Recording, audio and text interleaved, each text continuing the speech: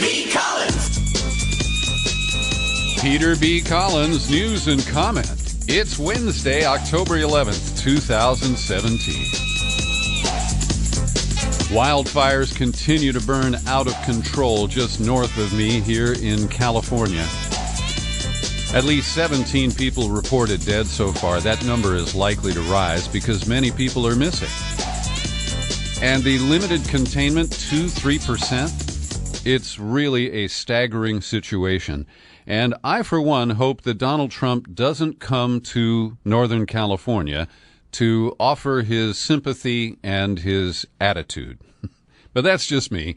There may be others who think that it would be a welcome acknowledgement of the seriousness of this crisis. But I'm not one of those. Before we get started today, a couple of items. One is I've just confirmed that Friday on our Facebook Live video feed, we'll meet Pat Harris. He is the first progressive to throw his hat into the ring to challenge 84-year-old Dianne Feinstein for her Senate seat in 2018. Because Feinstein has announced she will seek another term, most of the establishment Democrats are backing away. But Pat Harris is an unabashed progressive.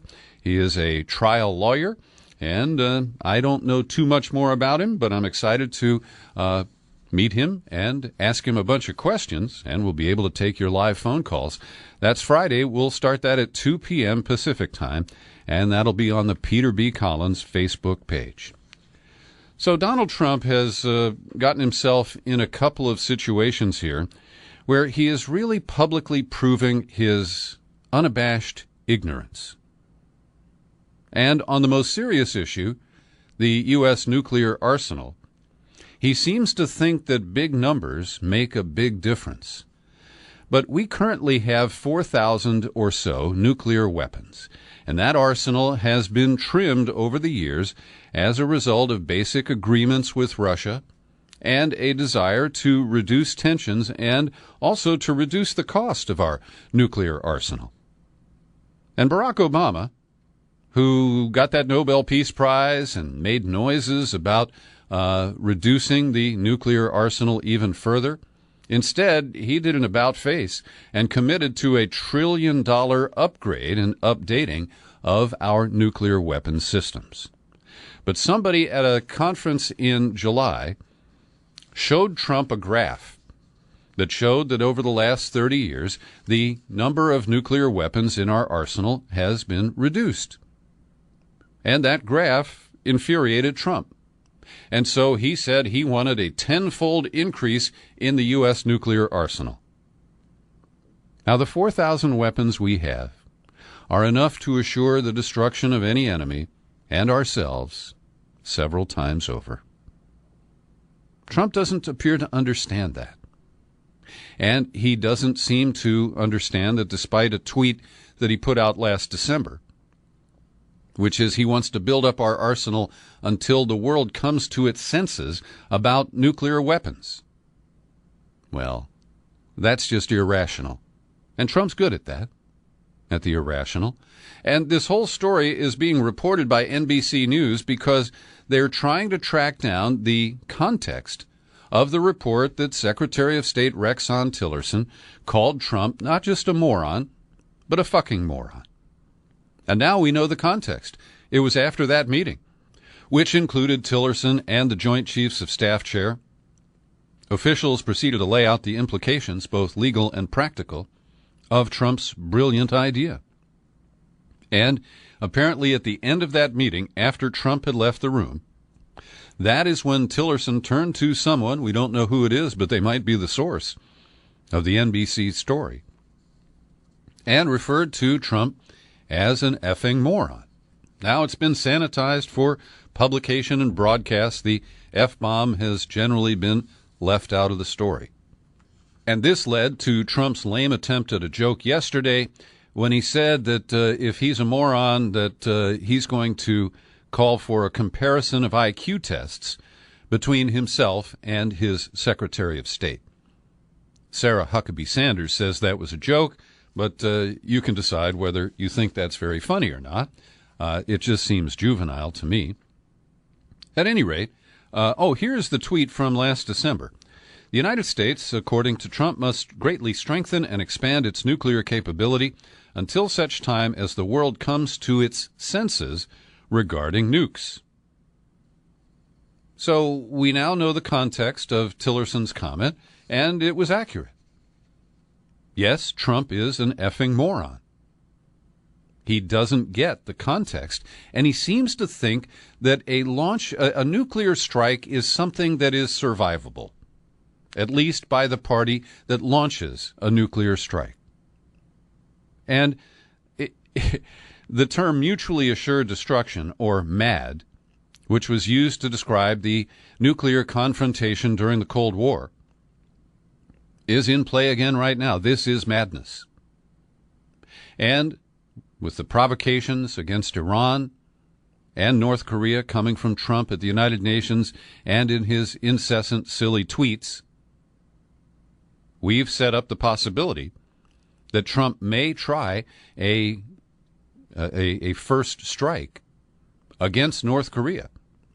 And he seems to be willing to use nuclear weapons, despite the massive casualties that would likely occur not only in North Korea, but also in South Korea, and the nuclear fallout that could, cripple these countries and leave the populations sick or, seriously wounded for decades. And so Trump really doesn't seem to understand the implications of the nuclear button that he has unfettered control over. And so because NBC reported this, and let's remember, NBC was the network that gave Trump his launch. They hired him for The Apprentice show, made him a household name, not in my household, but in way too many. NBC is the network that routinely skewers Trump with Alec Baldwin's impersonation of him on Saturday Night Live. And so Trump is up to here with his attitude about NBC. And he is now saying that he would support stripping the broadcast licenses of news networks that report what he believes to be inaccurate information. And once again, Trump is displaying deep, deep ignorance, just like he did last week when he floated the idea of using the equal time rules to rein in the commentary of late-night hosts who are always making fun of Trump. It's not legally rational. It does not apply. And he put out a tweet today where he said, NBC News made up a story that I wanted a tenfold increase in our U.S. nuclear arsenal. Pure fiction made up to demean. NBC equals CNN. And then in the tweet today, he said people should look into it. He was speaking in the Oval Office as well during a visit from the Canadian Prime Minister Trudeau.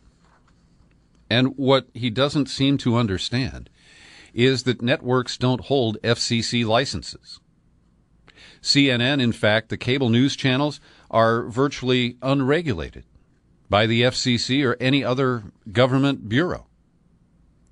And it's fair to say that NBC, which is now owned by Comcast, does have television licenses. They own, I think, 10 TV stations around the country, New York, Chicago, Los Angeles, and a number of other markets.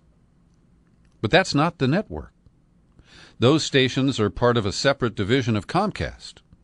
Now, you can certainly get to NBC News by threatening the licenses of the individual stations held by Comcast. But Trump doesn't seem to understand these distinctions. And he always claims to be so smart, including this IQ test challenge with Rex Tillerson. And then he proves that he is an utter idiot. Likewise, on his threat, which was supposed to be announced yesterday but appears to have been delayed, Trump is determined not to recertify that Iran is in compliance with the six-party nuclear agreement. And he wants to start the process of throwing the ball to Congress and getting them to impose new sanctions on Iran, which would breach the agreement and allow Iran to move toward enriching uranium to a weapons grade in a very short period of time. And Ehud Barak, the former Israeli defense minister and prime minister, an extreme hawk, a Zionist of great proportions, a true hater of Iran, well, he said it would be a mistake for Trump to decertify the deal because it would play to Iran's advantage and because it would scuttle any hope of a negotiation with North Korea. Even if America decides to pull out of it, Barak said, no one will join, not the Chinese, the Russians, not even the Europeans. It will serve the Iranians. Barak went on to say that Iran is complying with the terms of the agreement, but if Trump disavowed it, it would give the Iranians a pretext for resuming their drive toward a nuclear breakout capability, particularly in the latter years of the agreement. And the lessons of a broken deal would not be lost on North Korea's Kim Jong-un. They will say it makes no sense negotiating with the Americans if they can pull out of a deal that's been signed unilaterally after a relatively short time. And he said an unconstrained North Korea could lead Japan and North Korea to acquire nuclear weapons and set off a new arms race. Likewise, that could occur in the Middle East. A former Mossad official, Uzi Arad, who served as Netanyahu's national security advisor, came to Washington last week to lobby Republicans to preserve the agreement. And keep in mind, Barak was the defense minister for 6 years, and he led the preparations up until 2013 for a possible military strike by Israel against Iran's nuclear facilities. So he is a hardliner. And he said, with the agreement in place, Iran is far from being an existential threat to Israel. It carries all the potential of turning into an existential threat in the longer term, made more, not less likely, by the U.S. walking away from the deal. Well, the citizens who want independence for Catalonia are facing a Hobson's choice because the central government of Spain, based in Madrid and run by Prime Minister Mariano Rajoy, have really laid a trap. As we reported yesterday, the Catalonian leader gave a speech where he acknowledged that the independence vote was successful, and Puigdemont then said that he was suspending the decision to allow for more dialogue with Madrid. So today, Rajoy called a news conference and laid out a simple question. Did you actually declare independence or not? And Puigdemont has a real Hobson's choice here, as I mentioned. Neither one is very attractive. If Puigdemont answers yes, we have declared independence, he's likely to be locked up and Madrid will take control of the government in Barcelona. If he says, oh no, we didn't declare independence, then he loses serious face with millions of Catalonians who risked the clubs and the crackdown by the national police when they attempted to vote on October 1st.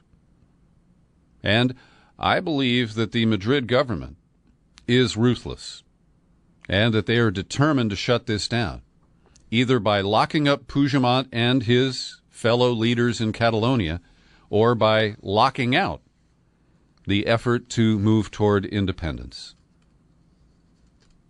Over at Guantanamo Bay, there's another Hobson's choice. And this one is very difficult for me. It appears that under orders from the Trump administration, the military officials have stopped force-feeding hunger strikers at America's grisly prison in Cuba. Now, as you may know, there are only 41 men left there. 10 have been charged or convicted. The rest are the forever prisoners. And they face indefinite detention without charge or trial. And 5 of those 31 men have gone on hunger strikes. And in recent weeks, since sometime in August, it appears that the military has stopped force-feeding those who lose so much weight that they're at risk of dying. And this issue has played out over the years, and I've done many interviews with John Eisenberg the attorney who has defended individuals who are hunger striking and who has exposed the really barbaric force-feeding system that is used. And in those conversations, I have often argued that the only right that remains for these prisoners, the only way they can resist and express themselves and oppose the illegal detention that they face, is to stop ingesting food. And I've argued that they have that right to end their lives in that manner. At the same time, I don't want to see these guys in a game of chicken with the captors who can decide whether or not to force feed them. And maybe the unfortunate process here is that we're going to see a prisoner who is allowed to end his life by refusing food and by not being force-fed. And I have to say I'm deeply conflicted about this. If you have a comment, why don't you email me your thought, peter@peterbcollins.com. Every day I like to pause for a second and thank the people who support my work here at the PBC podcast with your subscriptions. People like Carla Mahoney, Terry Paris, Grant Gibson, William Janetta. These are people who send me a payment every month through their subscription, $5 or $10. Some people have multiple subscriptions, and I'm really bowled over by that. But there are some people who listen who could afford to but don't have subscriptions, and that's who I'm talking to right now. It's your turn. Come on over to peterbcollins.com, click on Become a Subscriber, pull it down. It'll take you to the menu page where you have a choice of $5, $10, $20 a month. The bonus books are there for people who take out a new annual subscription and give me a mailing address in the continental U.S. I appreciate your support, and I hope you'll continue to show that on a regular basis. As you may know, during the year 2015, I followed the work of the Guardian newspaper, which is based in London, but does some great reporting here in the United States. And they compiled on a daily basis a list of the police killings of Americans here in the United States. Some of those were justified, some of them were not. But the bottom line here is that the FBI and the federal government does not keep an accurate tally of how many people are killed by police each year. So the Guardian kept a daily count, and they came up with a total number of 1,146 police-related deaths in 2015. More recently, researchers at Harvard have reviewed the data compiled by the Guardian and compared it to the self-reporting of police agencies to the federal government for the year 2015. And you might not be surprised to learn that 55.2% of all of those police killings recorded by the Guardian were not reported to the federal government because they were misclassified, most often reported simply as assault. So more than half of the cases of police-involved killings from across the country are underreported. And in Oklahoma, the miscalculation is 100%. They had 30 people killed by police in 2015, and none of them were counted on death certificates as killed by police. And this leads to just a whole gray area where the police take advantage of the lack of data. And they continue to kill people, in my view, in numbers that are really unacceptable and unconscionable. Greg Palast was the guy who exposed the interstate cross-check list in his documentary film last year called The Best Elections Money Can Buy. Maybe it's Best Democracy Money Can Buy. That's what it is. The Best Democracy Money Can Buy. And one of his video shooters, a cameraman, was in Charlottesville on the weekend of the white supremacy rallies. And, as you may know, Zach Roberts, the photographer, was in a parking garage with his camera rolling when he saw white nationalists with clubs beat up a local African-American school teacher named DeAndre Harris. And the scene is brutal. The white guys prevailed. And now, DeAndre Harris, who was captured in these photos, shown being beaten close to death, has now been charged with the same crime as his attackers. Under Virginia law, it's called unlawful wounding. Now, several of Harris's attackers remain at large, and local and federal officials show little interest in going after them. Yet, a magistrate in Charlottesville issued a warrant to arrest Harris on October 9th. He is accused of taking a swing at a neo-Nazi who tried to stab a friend of Harris with the tip of a flagpole holding a Confederate flag. Lee Merritt is Harris's attorney and a legal specialist on police brutality and corruption. He said, "This is probably the most extreme case I've seen. Not only is the victim charged with a crime, but he's charged at the same level as the men who broke his bones, who caused serious bodily injuries, caused him to get 18 staples in his head, the men who beat him within an inch of his life. Harris is getting the same charge as those involved in a violent supremacist group who were involved in attacks, not only of DeAndre, but of attacks on other people all weekend." That is really astounding, and I hope people will express their outrage.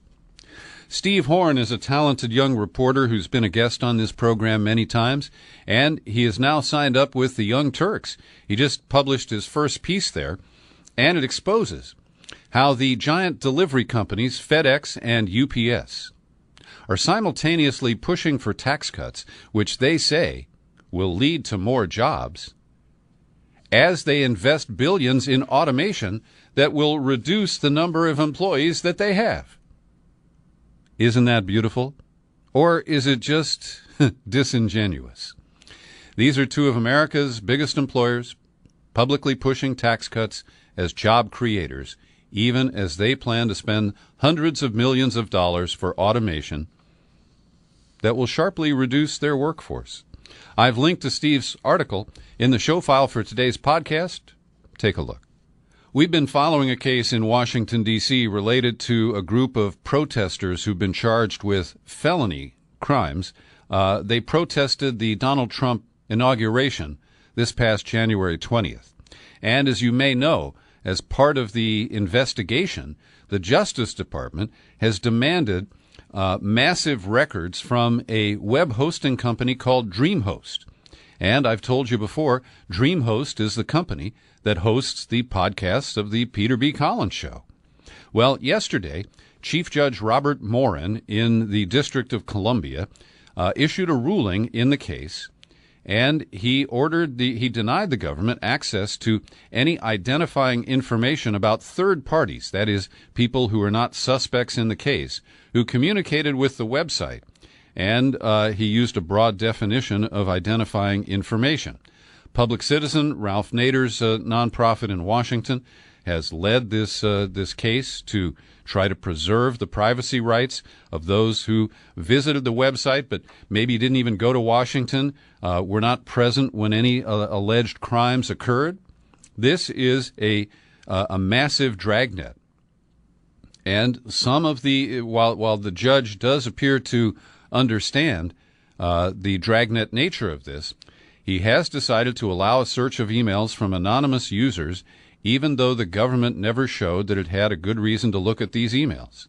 And he'll allow the government to make its justifications under seal, based on a presumption that secrecy is needed to protect the government's investigation.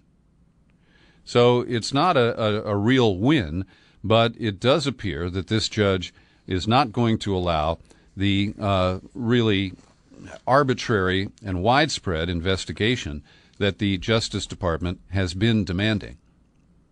Your humble host got a notice over the weekend that under Obamacare, my premiums will be going up by just under 6% next year. I use a health maintenance organization you may be familiar with called Kaiser Permanente. And I am relieved because it appeared that the chaos that Trump and the Republicans have injected into the healthcare system would lead to much sharper increases. But I want to recommend a piece that I've linked to in the show file for today's podcast, published on October 8th by John Walker at The Intercept.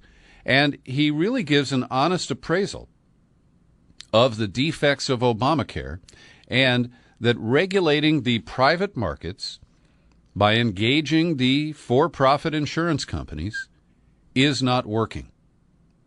He says Democrats, who are unlikely to acknowledge it, understand that the public or that the regulation of the for-profit health insurance products is a failure.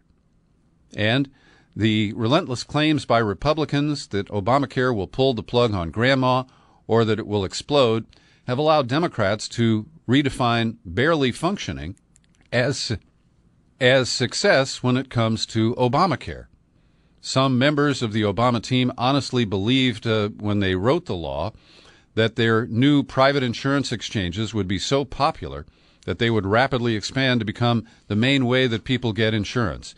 It didn't really turn out that way, and Trump and his allies have enhanced the problems and crippled the system. They're really starving it, and so there is a serious issue.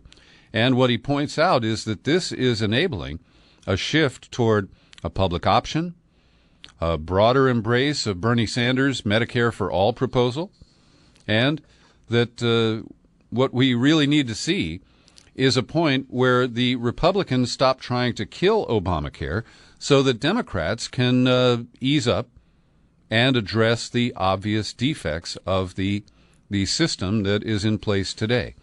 So I encourage you to read this because I think it is an honest assessment of the problems with Obamacare, and we should all be dealing with that reality.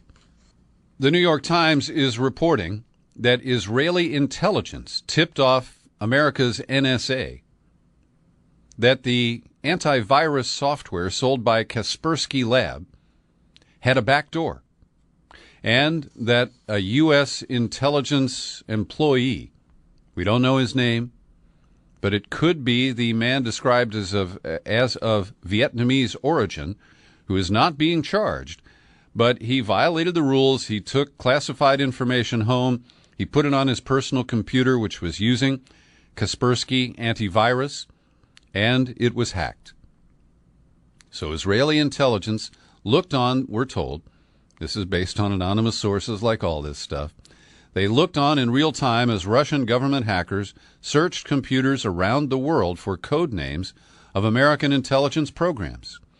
Israeli intelligence officers informed the NSA that in the course of their Kaspersky hack, they uncovered evidence that the Russian government hackers were using Kaspersky's access to aggressively scan for American government classified programs, pulling any findings back to Russian intelligence systems.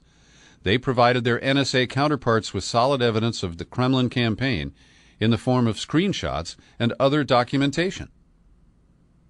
Now, as we are distracted by the whole Trump-Russia narrative, Russia hacked the DNC, Russia gave that to WikiLeaks, this is a huge diversion from the real vulnerabilities that have been exposed in our own intelligence networks in the past 2 years. Earlier this week, I reported on how North Korean hackers got into South Korean documents, including the plan to decapitate Kim Jong-un. And now we're learning about this very serious hack. We know about Vault 7. We know about the shadow brokers. And it appears that America's intelligence networks and a lot of classified information have been seriously compromised. But we're not supposed to worry about that because, hey, Russia hacked the DNC, right? That's what really matters. So this leaves us in a hall of mirrors. And yesterday, if you listened to my podcast, I spent the first 15 minutes in a detailed rebuttal of Rachel Maddow's hysterical, exaggerated, and unproven or evidence-free reporting on the Russiagate narrative. And I have some feedback I'm not going to fully name this individual, but I want to thank Billy Cook. He's a loyal listener, a subscriber. He's in Eureka, California, and he regularly evangelizes and encourages people to listen to my podcast. And, Billy, I appreciate that. So Billy got his friend Mick to check out the PBC podcast. And Mick posted this on Facebook last night. I'm not sure if he was aware that I could see it. He says, Billy, at your behest, I listened to him several months ago, and I listened today for the whole podcast. That would be the Rachel Maddow rebuttal. 2 podcasts are a small sample size to objectively form an opinion. You're right about that, Mick. Nevertheless, I have one. Okay. I think he is a progressive or pseudo-leftist Alex Jones wannabe. All right. I realize there's a lot of pent-up animosity toward MSNBC for shutting out the Bernie campaign, which was the true will of the people. I share that sentiment. They're still doing it to this day. I still think Bernie's the best person for the job. I have a lot of loathing for Hillary for cozying up to the bank's war machines, armament industries. But I have a massive amount of fear and loathing for Trump. And I'm linking this to the next sentence. I believe Rachel Maddow completely. In fact, I never miss her show. And he cites all the so-called evidence that she has offered. And he notes that it is circumstantial. He writes, it goes on and on to the point that what is circumstantial seems easily believable. But Mick, you are identifying the problem that I am trying to highlight here.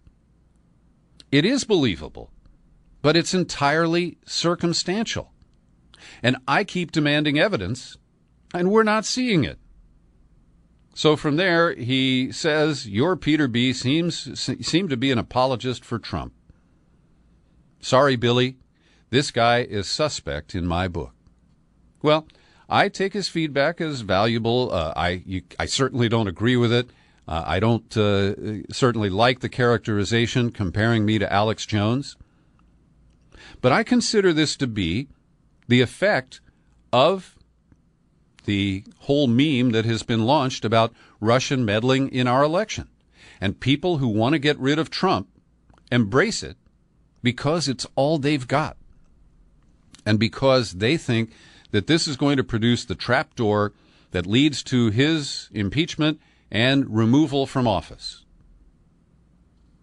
And in a post today at Medium, the sassy Australian, who sometimes gets a little crude in her commentary on American politics, I'm referring to Caitlin Johnstone, she writes, the new McCarthyism has decimated political discourse in the wake of the presidential elections last year. The fact that there are now millions of Americans who honestly believe that it is perfectly sensible and acceptable to accuse someone of being a Russian propagandist when they don't agree with your political worldview has made debate with establishment liberals virtually impossible and has ended up strengthening the walls of everyone's partisan echo chambers to an often unassailable extent. One more item, some feedback from our listener Jerry Frescia, who is living in northern Italy these days. He listened to our interview with Francis Moore Lepay and Adam Eichen. He was disappointed. He said the constant phrasing of our democracy and restore our democracy was disappointing. He tells us that he used to teach at University of California, Santa Cruz. He published a book back in, 1988. And he makes the case that we are not a democracy. We are a republic, that the founders, framers, James Madison in particular, feared a real democracy, and so they set up our republic as a way to protect the opulent few from the interested majority. So, says Jerry, my question to Lepay would have been, if you wish to restore our democracy, when was the year that you wish to go back to?